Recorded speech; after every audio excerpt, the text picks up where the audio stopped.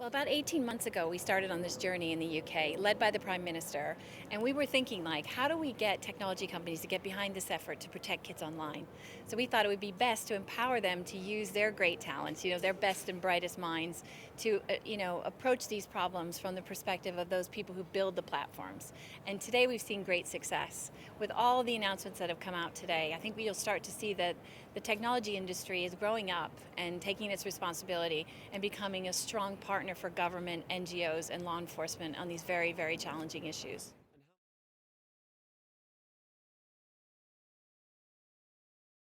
Today we talked, there were announcements around law enforcement and strengthening that. I think the announcement today about the GCHQ forming a new unit at the National Crime Agency, I think is really powerful. So involving, cyber intelligence and communications expertise into the National Crime Agency will help us a lot, especially as it relates to the dark web. But everybody has a role to play here. So I think the reason why it was so important to have We Protect and to bring all these folks together, to bring law enforcement, government, NGOs, and industry together, is that we all signed up to the same statement of action, and everybody's doing their part. I don't think we can be successful without everybody succeeding in their own right.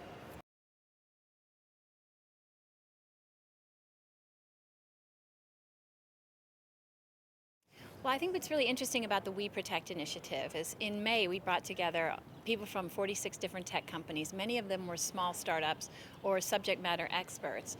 And what you see today in the tech village here are solutions that were developed in combination of the big companies and smaller companies. Like, for instance, there's the browser level blocking project. Of course, there's Google, Microsoft, and Mozilla involved in that. But you also have a lot of smaller tech experts that came and were part of that brainstorm that led to the development of that new announcement. And that product will be coming on board by these companies hopefully by the end of 2015.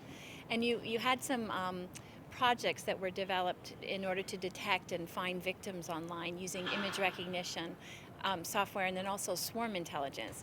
And the people who worked on those projects were from smaller companies. So we're seeing this combination, like people are looking at this problem and saying, how do we address it together?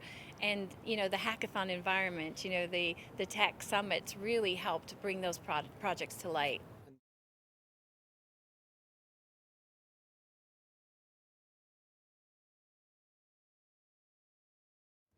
I think this is a moving target. There's these developments, like for instance, allowing Tor access to major social networks is a real challenge, and it's something that we have to continue to be vigilant about.